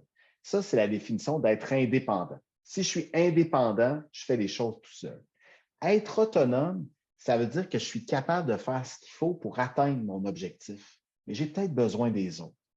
Fait que je le nomme parce que souvent, on cherche, par exemple, à développer l'autonomie dans la cuisine. Bien, puis là, on va dire: ah, si la personne n'est pas capable de faire ça, elle n'est pas encore autonome. Bien, un instant, peut-être qu'elle aura toujours besoin d'un coup de main, par exemple, pour évaluer si, par exemple, quelque chose est assez cuit. Peut-être qu'elle aura besoin des fois toujours d'un soutien pour évaluer est-ce que c'est encore bon ou pas bon tel aliment dans le réfrigérateur. Mais ça ne veut pas dire qu'elle n'est pas autonome. Être autonome, c'est aussi être capable de demander de l'aide si je vis une difficulté. Donc, c'est pour ça que la logique, en fait, je le nomme parce que ça peut être un piège à un certain moment de se dire on veut que les personnes soient indépendantes dans tout. Si c'était le cas, il n'y aurait pas besoin d'appartement supervisé, ils iraient vivre dans un appartement régulier. S'ils sont en appartement supervisé, c'est que parce que nécessairement, il y a des moments où ils ont besoin d'un peu plus de soutien que la plupart des gens. C'est correct, ce soutien-là. Il ne faut pas nécessairement chercher à faire disparaître toute forme de soutien. Il y a des moments, il y a des secteurs, il y a des dimensions dans la vie de la personne où elle a besoin de soutien, mais ça ne veut pas dire nécessairement qu'elle n'est pas autonome pour autant. Donc, si je veux rendre quelqu'un autonome, par exemple, sur l'organisation de son transport, bien, peut-être qu'il y a des choses qu'elle est capable de faire seule, peut-être qu'il y a des choses qu'elle a besoin que je les fasse avec. Il y a toujours cette logique-là de faire pour la personne, de faire avec la personne et de faire à la personne. Donc, faire pour la personne, c'est quand c'est moi qui le prends en charge. Faire avec, c'est quand on le fait ensemble. Puis faire faire, c'est quand moi, je demande à la personne de faire quelque chose. Fait que des fois, juste de se questionner, je me situe où là-dedans avec cette personne-là? Est-ce que je suis toujours en train de lui faire faire des choses? Fait que finalement, elle décide de rien, c'est moi qui décide pour elle. Est-ce que je fais pour elle les choses ou si on les fait ensemble les choses? C'est toujours le défi de dire, bien, plus on va être capable de faire les choses ensemble, bien oui, il y a peut-être des choses que la personne sera capable éventuellement de faire de façon plus indépendante. Encourager la prise d'initiative, impliquer dans la résolution de problèmes, ça, j'en ai parlé tout à l'heure. Je veux vous amener vers un autre élément qui est l'élément qu'on appelle d'autoréalisation, ce que vous avez en bas à droite. L'autoréalisation aussi, puis pour les locataires, je trouve ça tellement important parce que les locataires peuvent avoir un plan d'intervention, par exemple, avec le CIS ou le CIUS, ou je sais qu'il y a certains milieux résidentiels qui font des plans de soutien ou des plans, en fait, pour identifier, en fait, le besoin d'appui de chaque personne. Tous ces moments-là peuvent être des belles occasions pour s'arrêter et dire, hey, là, ça fait 6 mois, ça fait 1 an que tu es ici. Comment ça va? Qu'est-ce que tu as appris? De quoi tu es le plus fier depuis ton arrivée ici? Qu'est-ce qui a le plus changé? Qu'est-ce que tu as appris? Qu'est-ce que tu as encore envie d'apprendre? Qu'est-ce qui te rend heureux? C'est quoi une amitié que tu as développée nouvelle depuis que tu es ici? D'aller vers les forces puis les réalisations aussi de la personne. Parce que moi, plus je suis conscient que j'ai des compétences puis j'ai des qualités, bien, plus je vais prendre l'initiative. Un jour, il y a quelqu'un qui m'a dit, Martin, tu parles bien, tu expliques bien les choses, puis on comprend. Là, dans ma tête est née la possibilité de dire, ouais, peut-être que je pourrais être un prof, moi, dans la vie. Peut-être que ça pourrait être sur ma job d'envie d'expliquer des choses. Puis on se construit à partir des forces qu'on se reconnaît aussi. Moi, il y a des locataires, je suis impressionné vraiment de tout ce qu'ils sont capables de faire, de réaliser, de leur capacité aussi, de leur maturité à certains moments. C'est quelque chose qui est formidable. Puis je me dis, ben, mettons ça de l'avant aussi, parce que des fois, un locataire peut en appuyer un autre, peut en aider un autre de par les compétences et qualités qu'il a. Des fois, il peut être mis en valeur. Il y a des locataires qui ont la capacité aussi peut-être à représenter les locataires, par exemple, sur un conseil d'administration. Donc, soyons à l'affût de ces forces-là. Puis, pas, je dirais pas, l'idée, ce n'est pas de flatter la personne, mais vraiment d'aider la personne à prendre conscience de ses capacités, de ses compétences. Moi, je pense à certains locataires que j'ai vus qui ont d'excellentes habiletés de communication. On va se le dire, là, on a parfois d'habiles communicateurs qui ont une façon de passer un message unique et de toucher à la fois, puis qui parlent d'autodétermination bien mieux que je peux le faire. Bien, je me dis, valorisons en fait ces personnes-là, mettons-les de l'avant, mais aidons-les aussi à prendre conscience de cette force-là, de cette capacité qu'ils ont. Donc, aider à reconnaître les forces, pour moi, c'est quelque chose qui est extrêmement important. L'autre élément, j'ai mis ça, puis je veux prendre le temps d'expliquer. Attention, j'ai appelé ça à la dérision ou à l'infantilisation. Des fois, dans l'interaction avec les personnes qui ont une déficience intellectuelle ou certaines personnes autistes, des fois, c'est facile de tomber dans ce niveau-là où il y a de l'humour, c'est tout à fait correct. Là, intervenir avec humour, c'est tout à fait bien. Mais l'idée, en fait, c'est juste de ne pas, comment je dirais, tourner la personne en ridicule ou des fois de venir infantiliser. Puis là, je vous donne des exemples, là, pas nécessairement en milieu résidentiel que j'ai déjà vu, mais l'adulte, par exemple, qui a un copain, une copine, puis là, il se sépare, puis là, de se faire dire, bon, ça ne marche plus avec ton petit chum ou avec ta petite blonde, qu'est-ce qui s'est passé? Oh, c'est pas grave. Des fois, on vient, en fait, infantiliser la personne, mais c'est comme si on vient invalider aussi les émotions de la personne. Ça, à ce moment-là, ben, je ne suis pas reconnu dans ce que je vis à ce moment-là. Ou des fois, bon, je pose des questions, j'essaye un peu je vais vite, je tourne un petit peu la personne, pas en ridicule, mais des fois, ça peut avoir cet effet-là, ça fait sourire et tout ça, ou dans le ton que je vais utiliser pour m'adresser à la personne. C'est des locataires, c'est des adultes, c'est des citoyens à part entière. Je m'adresse à la personne comme à un adulte. Que je la taquine, évidemment, c'est tout à fait correct, mais c'est juste d'être vigilant, en fait, à la façon dont je le fais pour pas que ça donne l'impression que je nargue la personne ou que je la ridiculise ou que je l'infantilise. Et ça, cet aspect-là, il est important parce que des fois, je l'ai vu hein, où la personne est très spontanée, donc c'est agréable aussi l'interaction. Fait que des fois, ben, je cherche à provoquer un petit peu cette spontanéité-là. Puis là, la personne, finalement, tombe dans des comportements qui ne sont pas nécessairement des comportements d'adultes. Ça nous fait rire. Puis, donc, juste d'être vigilant là-dessus parce qu'au niveau de l'estime de soi, ça peut réellement avoir un impact à un certain moment.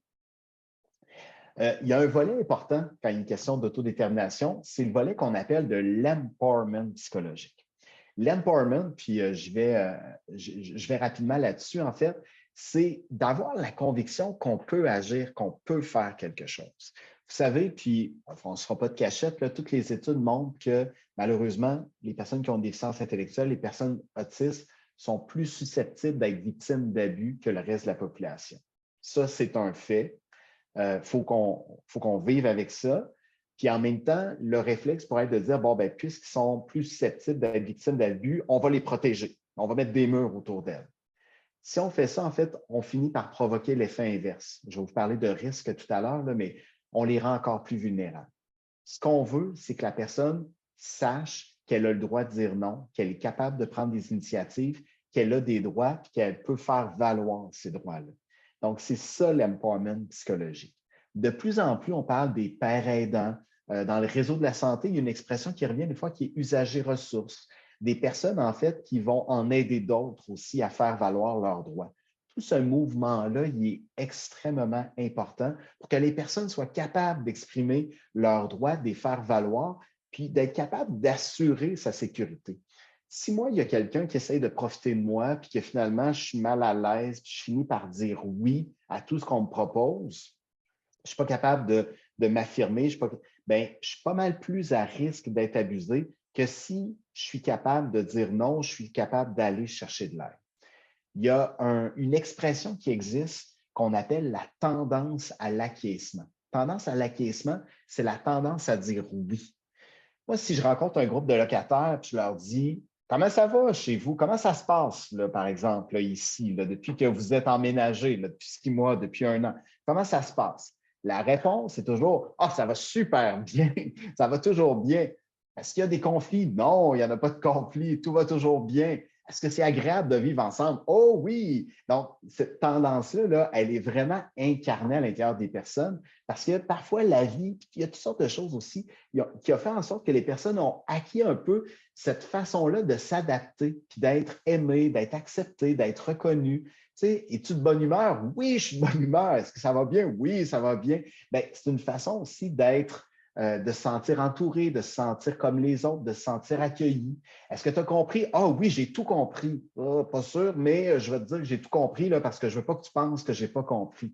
C'est pour ça aussi que c'est important des fois de s'arrêter avec les personnes, des fois de dire à la personne, tu sais, ben, tu as le droit de me dire oui, puis tu as le droit de me dire non. C'est correct. Tu as le droit de me dire non. Je te demande quelque chose, tu as le droit de me dire oui, tu as le droit de me dire non. Puis si tu me dis oui, c'est correct. Si tu me dis non, c'est correct. J'accepte le fait que tu me refuses ou que tu acceptes, par exemple, ma demande. Donc, juste d'être sensible à ça, parce que sinon, on peut rapidement tomber dans des yes men puis des yes women, là, cette tendance-là à dire toujours oui. Et là où ça devient un enjeu, c'est justement dans les situations où la personne est plus vulnérable. La personne se promène au centre-ville, il y a quelqu'un qui s'adresse à elle, qui veut profiter d'elle. Si moi, je dis toujours oui puis que je n'ai pas appris à dire non, c'est là que je deviens vraiment vulnérable. Fait qu'en milieu résidentiel, d'être vigilant puis d'accepter que la personne peut accepter ou refuser des choses qu'on lui demande, puis pas juste l'accepter, le valoriser. Tu as le droit de dire oui, tu as le droit de dire non. Dire non, c'est correct. C'est toi qui décides. Là-dessus, là, tu as tout le pouvoir de décider. Tu as le droit d'accepter l'activité que je te propose et tu as le droit de la refuser aussi. C'est correct. Et moi, je ne mets pas de pression par rapport à ça. Ça, c'est important parce que c'est vraiment le processus d'empowerment derrière ça. C'est vraiment toute cette idée-là de dire, bien, je regagne mon pouvoir d'agir, j'ai le droit d'agir, j'ai le droit d'avoir du contrôle, puis j'ai le droit de dire non s'il y a quelqu'un, en fait, qui cherche à profiter de moi, par exemple. Dernier élément tout en haut, là, puis là, je voulais prendre le temps parce qu'on en a parlé un petit peu directement quand on parle d'autorégulation. La différence, en fait, s'auto-réguler, c'est quand on est capable de s'arrêter, s'ajuster par rapport à ce qui nous arrive. Là, il vient de m'arriver quelque chose, puis là, je vous donne un exemple très simple. Il n'y a plus rien dans le réfrigérateur, c'est l'heure du souper. Qu'est-ce que je fais avec ça? Est-ce que je demande à l'intervenant quoi faire ou moi, je décide que ben, je vais partir de mon appartement puis je vais aller acheter quelque chose à l'épicerie parce que j'ai besoin de manger? Bien, si je m'auto-régule, je cherche moi-même à m'ajuster, je cherche une solution à mon problème. Si je cherche à ce que quelqu'un d'autre me régule, je prends mon problème, je le mets sur les épaules, en fait, de mon intervenant. Et ça peut être sur les épaules de mes parents aussi, ça peut être sur les épaules de quelqu'un d'autre. Fait qu'on va toujours chercher à développer cette autorégulation-là. Et là, ça va être la façon de travailler en équipe, être cohérent et constant. C'est quoi les demandes, les attentes? C'est quoi qui est possible? Puis se trouver une espèce de cohérence, en fait, comme équipe de travail, par exemple, en milieu résidentiel. Et ça, là, je pourrais vous donner plein d'études là-dessus, mais ce qu'on sait, c'est que plus la cohérence est là chez les intervenants qui encadrent, en fait, les personnes, plus le niveau de stress, plus l'anxiété diminue, plus les attentes sont claires aussi, bien, plus les personnes vont avoir une perception positive aussi des intervenants. C'est-à-dire que si on s'attend, si les intervenants ils partagent la même façon de travailler, ils ont des demandes similaires, ils ont une personnalité qui est différente, c'est bien correct, mais qu'ils ont une façon de travailler qui est cohérente, qui est commune, qui s'est développée, bien, les locataires, en fait, vont en profiter puis vont en bénéficier. Puis j'ajouterais également que les parents aussi vont avoir une perception plus positive des choses. Fait que la cohérence, la constance, ça va être important pour développer l'autorégulation. Si moi, par exemple, quand j'ai un problème avec quelqu'un, il y a un intervenant qui me dit, ben viens, moi, je vais régler ton problème, puis qu'un autre me dit autre chose, puis qu'un autre me dit autre chose, ben là, m'amener, lui, je l'aime pas, ça, c'est un bon intervenant, lui, ça ne fait pas mon affaire. Là, je vais m'essayer, pourquoi lui, il le fait, puis lui, il ne le fait pas. Ça devient difficile, en fait, de s'auto-réguler, d'être capable de s'ajuster à ce qui nous arrive. Fait que la cohérence, ça, c'est notre travail à nous. Rendu là, ce n'est pas les locataires, c'est à nous d'avoir une certaine cohérence. Puis comme je disais tout à l'heure, d'être capable de venir poser le rationnel. C'est quoi le rationnel, en fait, derrière les demandes qu'on fait à la personne? Donc, être cohérent, être constant, questionner plutôt que décider à la place de la personne. Donc, ça, je voulais le nommer à plusieurs fois jusqu'à maintenant, mais quand je suis capable de questionner la personne, je l'amène tranquillement à prendre sa décision puis à déduire ce qu'elle doit faire plutôt que de lui dire ce qu'elle doit, comment elle doit agir. Donc, quelques petits éléments maintenant. Oups, j'ai un petit blocage ici, ça va aller. D'autres éléments clés par rapport à ça. Puis je veux vraiment je vais me concentrer plus par rapport au centre ici, toute la question des perceptions et des croyances, en fait. Puis je vous ai mis la question, est-ce qu'on y croit? Parce que là, tout ce que je vous ai dit depuis qu'on a commencé ce matin sur l'importance de s'autodéterminer, il faut aussi que je croie que c'est possible pour une personne qui a une déficience intellectuelle de prendre des décisions pour elle-même, de faire des choix, d'exprimer des préférences, d'avoir une opinion. Il faut que j'y croie à tout ça. Et ça, bien, ça vient toucher aussi les perceptions qu'on a puis les croyances qu'on a au sujet des personnes qui ont une déficience intellectuelle ou autiste. Si je vois la personne dans son potentiel, dans ses capacités, si je vois la personne finalement dans tout ce qu'elle peut développer, si j'y crois véritablement qu'elle peut être un citoyen à part entière, ça fait toute la différence par rapport aux occasions d'autodétermination que je vais lui donner. Si de prime abord, je n'y crois pas, bien, je ne vais pas donner d'occasion d'autodétermination, puis je ne vais pas reconnaître non plus la personne dans ses capacités. Et ça, à un certain moment, il faut aussi pouvoir s'arrêter pour dire qu'est-ce que j'imagine qui est possible. Je vais vous donner un exemple là, qui, moi, m'a vraiment, c'est quelque chose qui m'a touché énormément. Il y a un groupe avec lequel je travaille en France, dans la ville d'Arras. Puis, dans la ville d'Arras, en fait, il y a des élections municipales, comme dans toutes les villes, et ça fonctionne un petit peu différemment du Québec, dans le sens que là-bas, bien, on vote pour certaines personnes et il y a des listes, ce qui fait qu'on vote et puis le maire, par exemple, peut avoir des personnes sur sa liste. Donc, en fonction de la proportion de votes qu'il reçoit, il y a tant de personnes sur sa liste qui deviennent des conseillers, des conseillères de la ville. Donc, c'est un petit peu différent. Puis un jour comme ça, il y a un maire, le maire d'Arras s'est présenté et dans la liste des personnes, en fait, il y a une personne trisomique. Et cette personne-là, elle a été élue et aujourd'hui, elle est conseillère municipale dans la ville d'Arras. C'est la première conseillère municipale trisomique. Et moi, je trouve ça formidable. Mais pour que ça soit possible, il a fallu à quelque part que quelqu'un croit qu'il était possible pour une personne trisomique de jouer un rôle de conseillère municipale. Ça, c'est être citoyen à part entière. Quand on est rendu à ce niveau-là, c'est être engagé dans la ville.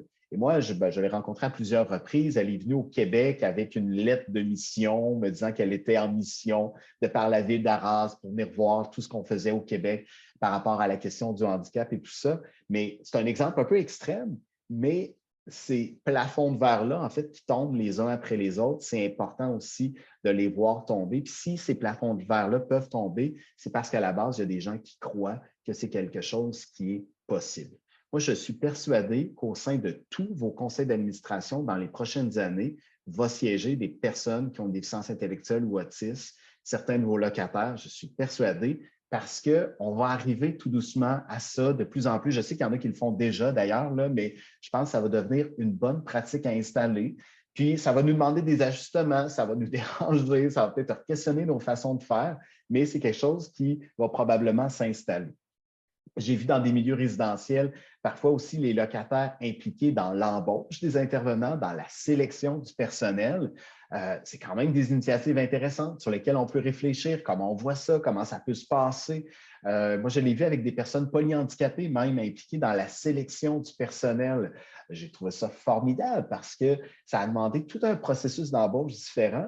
Et quand tu es un intervenant des sciences intellectuelles, puis la personne qui te passe en entrevue, c'est une personne qui est polyhandicapée, on a l'heure juste assez rapidement sur la capacité de la personne à interagir avec une personne polyhandicapée. On le sait tout de suite, rapidement, parce qu'on voit tout de suite la considération puis le lien qui s'établit, puis comment ce lien-là va se dérouler, comment tout ça là, va se passer.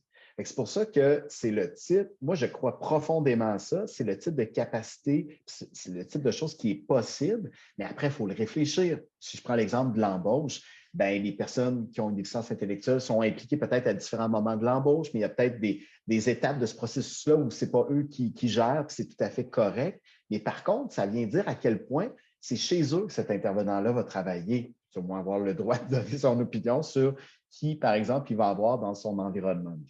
Donc, c'est pour ça que la perception, les croyances, est-ce qu'on y croit? Je pense qu'il faut revenir là-dessus, puis il faut se challenger constamment, il faut se remettre en question là-dessus. Puis moi, il y a des choses qui m'étonnent encore souvent que je vois, puis je me dis, ben là, ça vient repousser les frontières de ce que je pensais possible, en fait, pour certaines personnes qui ont une déficience intellectuelle ou certaines personnes autistes. Donc, perception, croyance. Puis l'élément juste en dessous, moi, je trouve ça intéressant aussi parce que plusieurs d'entre vous êtes dans des organismes communautaires. Il y a toujours cette logique-là de service puis la logique de soutien. Puis moi, j'aime bien aussi dire, la logique de soutien, elle est intéressante parce que si, par exemple, moi, je vous donne un service, moi, je fais quelque chose pour vous. Hein, je vous donne un service, je fais votre entretien ménager, bien, je vais aller faire l'entretien ménager chez vous. Si je vous donne un soutien, bien, je vais aller vous aider à faire l'entretien ménager chez vous. Je vais aller vous appuyer. Dans le premier cas, je vous donne un service. Vous allez être en attente par rapport à moi. Dans le deuxième cas, je vous soutiens. Donc, vous avez démarré quelque chose, puis moi, je viens vous appuyer dans ce que vous avez à faire. Donc, cette logique-là de soutien, c'est une logique qui est intéressante aussi pour penser l'organisation du travail. Comment est-ce qu'on s'organise dans ce qu'on vient offrir comme appui aux personnes, aux locataires? C'est un peu en mettant de l'avant une logique comme celle-là. Donc, je voulais également vous déposer cet élément-là. Enfin, puis il me reste deux éléments, puis ensuite, là, je vous laisse, on va pouvoir prendre les questions. La question des risques, hein, la question des risques, elle est importante. Puis d'ailleurs, j'ai fait à un certain moment avec l'accompagnateur, justement, une heure, en fait, sur la question de la protection et de la surprotection. Comment est-ce qu'on peut distinguer l'un et l'autre? C'est pour ça que je reprends quelques éléments là, de ça, mais si jamais ça vous intéresse, allez sur la chaîne YouTube, vous allez aller voir, là, il y a une conférence, c'est entre protection et surprotection. Comment est-ce qu'on peut trouver un juste équilibre? Puis, c'est simplement de se dire que le risque zéro n'existe pas. Donc, c'est certain que quand on est dans un milieu résidentiel, on veut s'assurer que les personnes ne sont pas soumises à des risques là, inconsidérés. On veut être sûr qu'on veut qu'il y ait un encadrement, en fait, qui rassure la personne, qui rassure la famille, les proches de la personne. Donc, on veut un environnement sécuritaire. Maintenant, ce qu'on sait, c'est que le risque zéro n'existe pas. Donc, il y a toujours cette possibilité-là qu'un risque vienne s'avérer. Maintenant, on est tous plus ou moins sensibles à différents niveaux de risque. Ça, c'est notre perception du risque. Il y en a certains qui voient des risques à des endroits où d'autres n'en voient pas, à tort ou à raison. Hein. Puis pour moi, l'idée, ce n'est pas de porter un jugement là-dessus, mais il y a un premier niveau de risque qui est le risque perçu et un risque qu'on va chercher toujours à objectiver. C'est quoi le risque que court vraiment une personne dans une situation? Prendre le transport en commun, cuisiner avec la cuisinière, utiliser une friteuse chez soi, bien, il y a des risques objectifs là-dessus, mais en même temps, ces risques-là peuvent être plus ou moins probables. Et c'est là qu'on va se questionner à savoir est-ce que c'est un risque acceptable? Et pour savoir, en fait, si c'est un risque acceptable, on se pose toujours la question, c'est quoi la probabilité que ce risque-là s'avère? Et c'est quoi la gravité si jamais ce risque-là s'avère? Faire coller des œufs dans une poêle, ce n'est pas très grave. Se faire frapper, évidemment, en traversant la rue, ça le serait beaucoup plus. C'est probablement plus probable que je fasse coller mes œufs dans ma poêle que je me fasse frapper par une voiture, mais par contre, la gravité n'est pas la même. Donc, c'est toujours de se questionner dans une situation, est-ce que c'est un niveau de risque qui est acceptable? Puis ensuite, est-ce que ce risque-là, il peut être partagé? Autrement dit, est-ce que le risque, moi, que je perçois dans une situation, est-ce qu'on est d'accord avec ce niveau de risque-là? Est-ce qu'on le partage avec la personne, avec la famille, avec les proches? Et là, ça nous amène des questionnements. Est-ce qu'il y a toujours quelqu'un, par exemple, qui est présent la nuit ou est-ce que les locataires, finalement, peuvent avoir des moments où il n'y a pas un intervenant sur place, par exemple? Si oui, qu'est-ce qui se passe? C'est quoi les risques autour de tout ça? Donc, je voulais vous déposer un peu cet élément-là par rapport au risque parce que il y a quelque chose qui revient constamment, puis dans notre façon d'agir, d'interagir avec les personnes, bien, la question des risques, elle est présente. Puis comme intervenant autour des personnes, on est tous plus ou moins sensibles à ces différents niveaux de risques-là. Donc, c'est important aussi de pouvoir avoir ce type d'échange-là autour de c'est quoi les risques qu'on est prêt à assumer, c'est quoi le niveau de risque qui est correct, puis c'est quoi le niveau de risque peut-être avec lequel on souhaite mettre plus de mesures de protection. Puis, dernier élément que je vais vous apporter, puis après, on va y aller avec les questions, l'échange, je l'espère. Je vous ai mis ces 8 mots-clés-là, un peu en termes de conclusion. Puis, je vous le dis tout de suite, c'est un outil qui a été développé pour le milieu scolaire. Mais en préparant la rencontre, je me disais que c'était tellement pertinent que oui, le mot élève est écrit, mais je me suis même dit, on va développer un outil équivalent, en fait, là, pour le milieu résidentiel, parce que c'est 8 mots-clés, en fait, que des enseignantes avaient identifiés quand il est question d'autodétermination. Premier mot-clé, observer. Prenez le temps d'observer. Qu'est-ce que le locataire fait? Comment il fait les choses?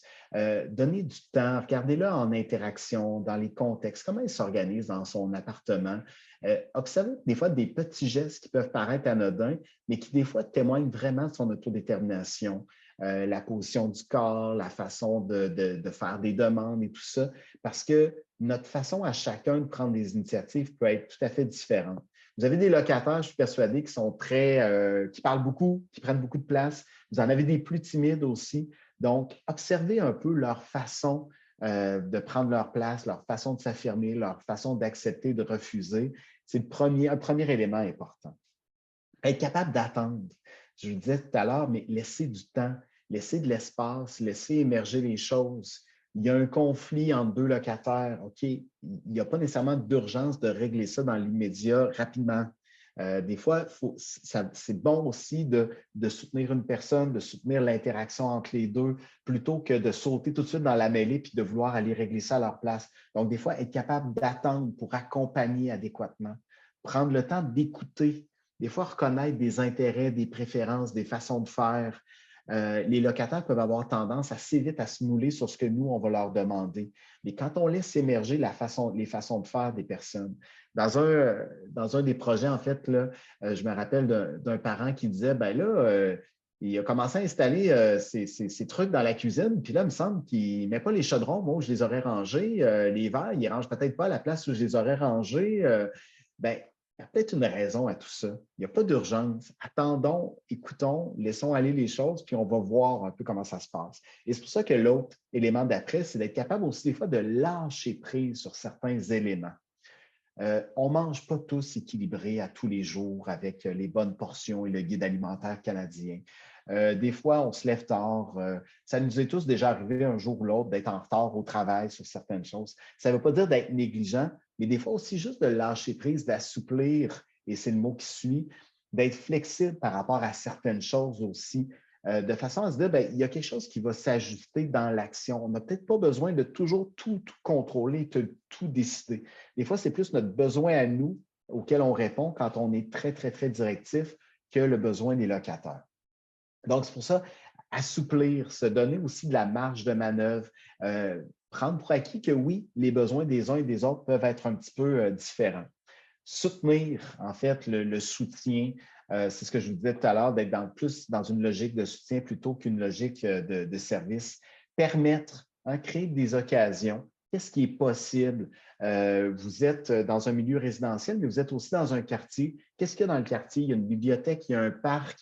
Faire découvrir en fait les possibilités. Il y a peut-être un organisme de loisirs, il y a peut-être qu'est-ce qui se passe autour du milieu résidentiel, qu'est-ce qu'on peut découvrir autour de la maison, s'assurer de permettre des choses. Il y a peut-être un café, est-ce que je me sens à l'aise? Est-ce que les locataires se sentent à l'aise d'aller, par exemple, prendre un café au resto du coin? Donc, permettre des choses, puis interagir, créer des occasions d'interaction, interagir les locataires entre eux, interagir avec ce qui se passe avec le voisinage plus large, plus étendu. Donc, créer des occasions d'interaction, des occasions de rencontre aussi, pour faire en sorte que les locataires, en fait, développent ce sentiment-là d'appartenance à leur communauté. Donc, je trouvais que c'est une belle conclusion, ces 8 mots-là, une façon de résumer un peu tout ce qu'on s'est dit. Et je vais le terminer en disant, bien, maintenant, qu'est-ce qu'on peut faire ensemble? Parce que ce que vous développez est formidable. L'approche aussi que ça appelle l'autodétermination, c'est une approche aussi qui, je pense, qui peut être gagnante pour aller vers un modèle de citoyenneté et non pas un modèle médical qu'on a connu davantage jusqu'à maintenant.